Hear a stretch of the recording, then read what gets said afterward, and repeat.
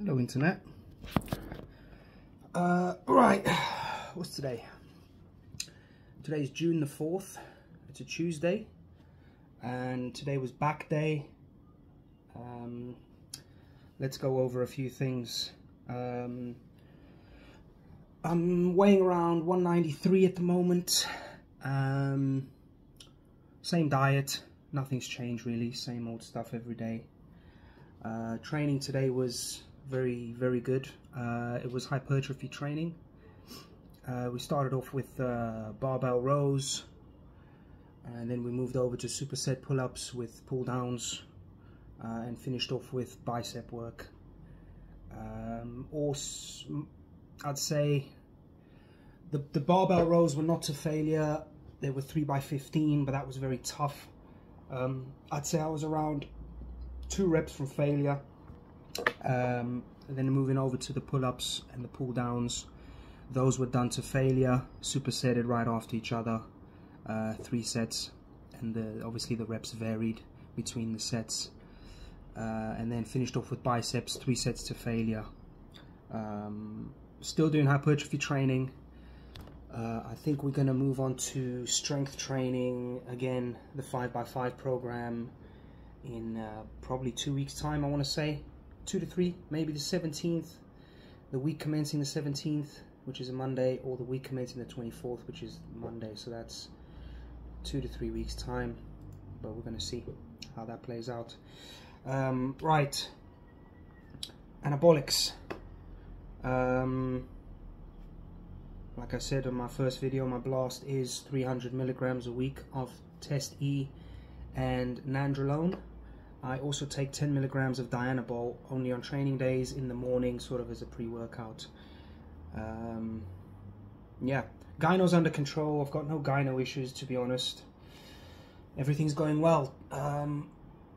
Yesterday was the second jab was yesterday. I feel good. I just wanted to cover the one of the comments one of you guys left me, which got me thinking. Yes, probably ideally to split it into 2 doses a week would probably be more consistent for the serum concentration levels in the blood. However, this is not my first blast, and I'm still playing around with things, mixing it up. But I find that for me personally, once a week is good. It also keeps my side effects to a minimum. The side effects I get are spots, particularly here in my chin area, and again it's dose related, and it is from the nandrolone, it's not from the testosterone. I've run testosterone before. I've had no physical side effects as far as I could tell.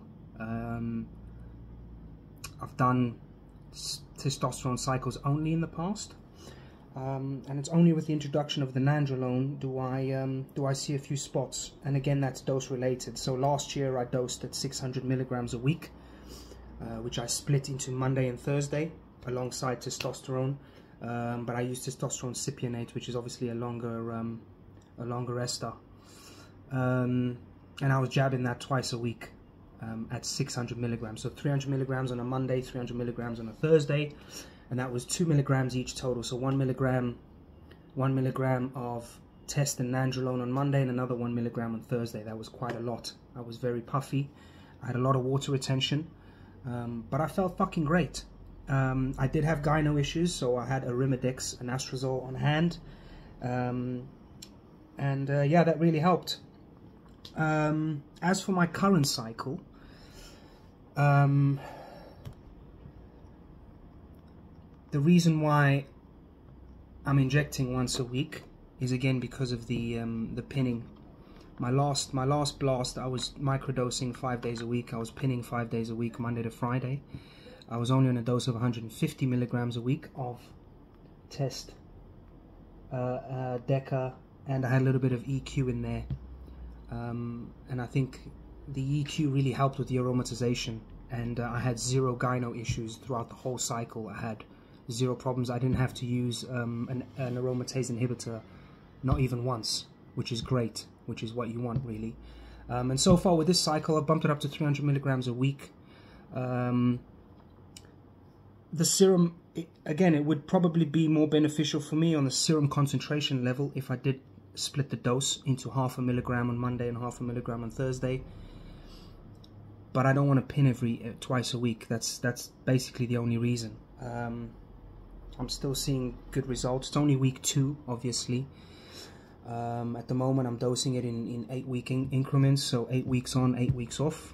I've done the 12 weeks before. I've done 18 weeks, 18-week blast last year, which was the Primobolan and the EQ, the Boldenone. And yeah, I thought 8 weeks worked well last time. I'm going to stick with 8 weeks this time to give my body a break. Obviously, 8 weeks on, 8 weeks off. Doses is going to be moderate.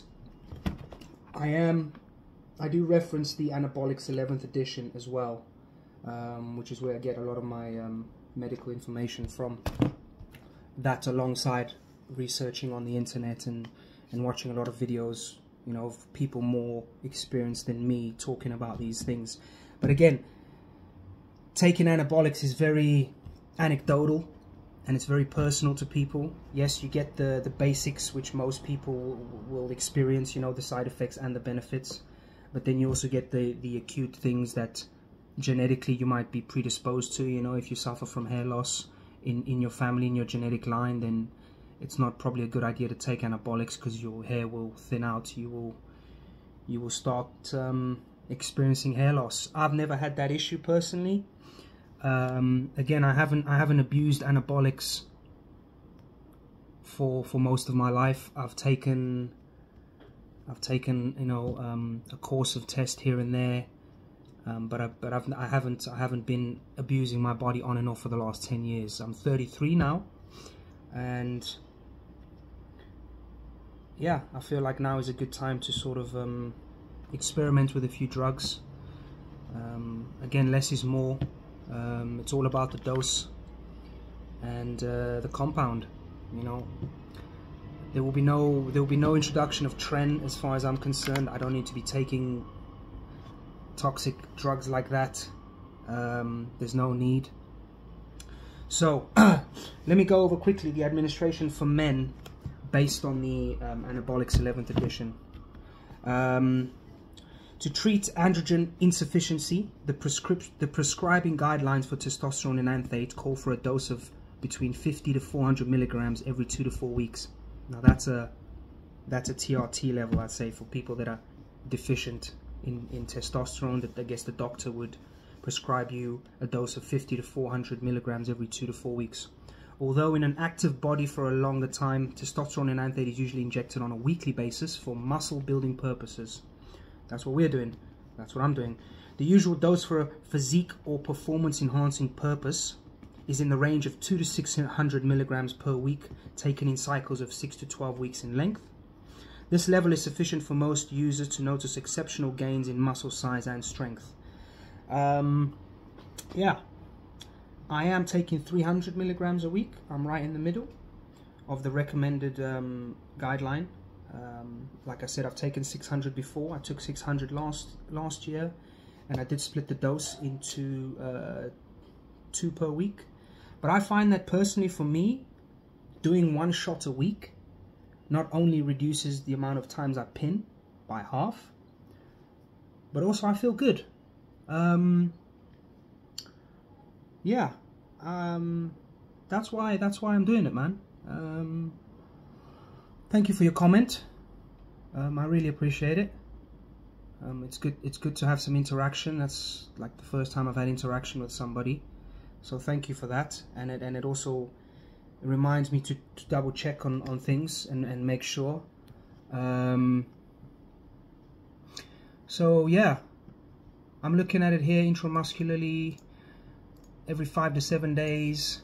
So yeah, I'm pinning once a week, so every 7 days I'm pinning. And it's 300 milligrams each. Obviously the nandrolone The nandrolone is the one that gives me a few side effects, that being a few spots on my face, but it's negligible. It's not serious. It's something that I don't have a problem with. So yeah, that's all. That's the reason why, man. That's the reason why I pin once a week. It's not a case of anything other than I don't want to. I've stabbed myself a lot. I've got quite a bit of scar tissue on the side of my butt cheeks. So obviously I alternate on my glutes. But yeah, man, it's just a case of post-site pinning pain and injection pain, man. I guess the carrier oil that I'm using on my anabolics is a little bit painful. It takes around a day to subside, so 24 hours. Yesterday I pinned on my right side, and I was sore for a couple hours, just uncomfortable, not like, oh, I can't walk kind of pain, you know, just a little bit of discomfort. But that's to be expected. That's nothing new for me.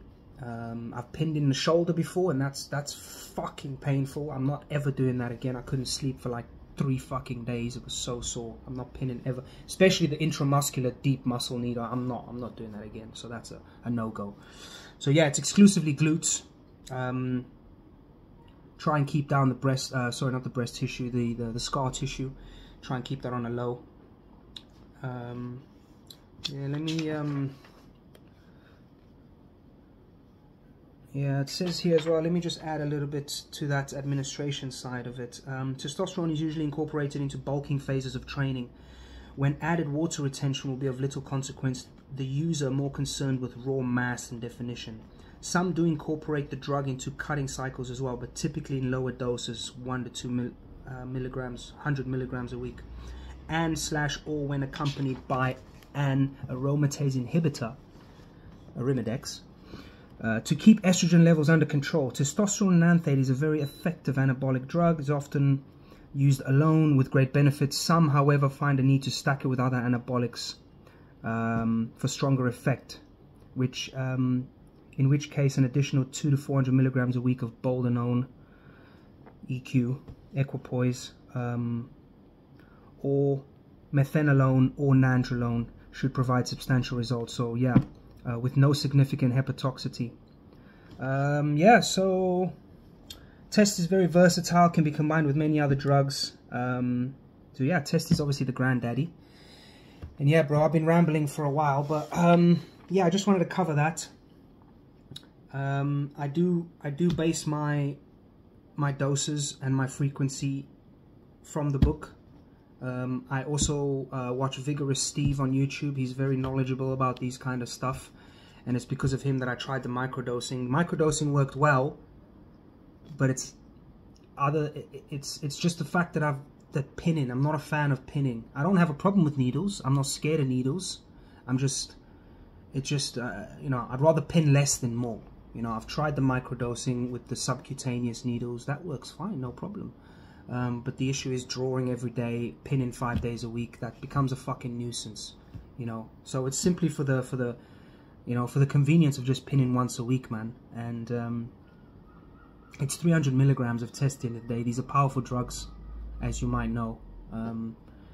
Stacking that with nandrolone is more than sufficient, with the D-bol on the side, the oral, which which goes on a per day basis, as and when. It's not something I'm going to cycle for 12 weeks anyway. But we'll see how that goes, you know.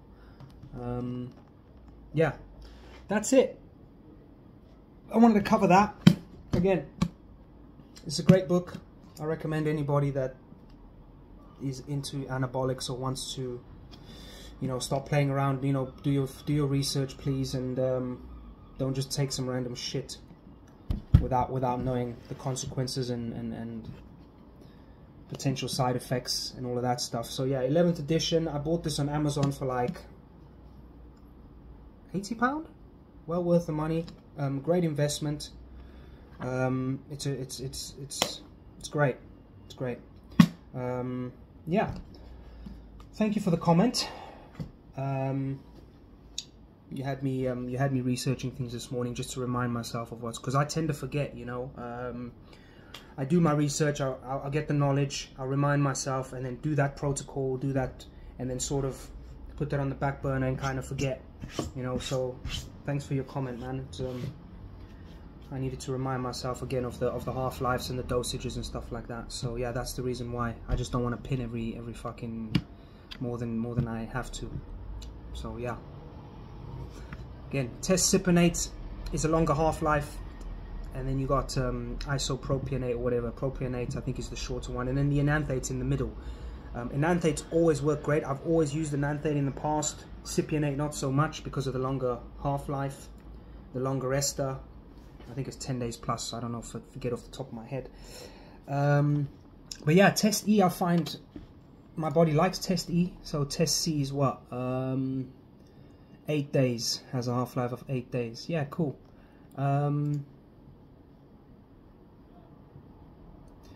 Yeah, I like Test E. I'm pinning once a week, and that's going to be my protocol for the next 8 weeks. So yeah, thank you. See you in the next one. Bye bye.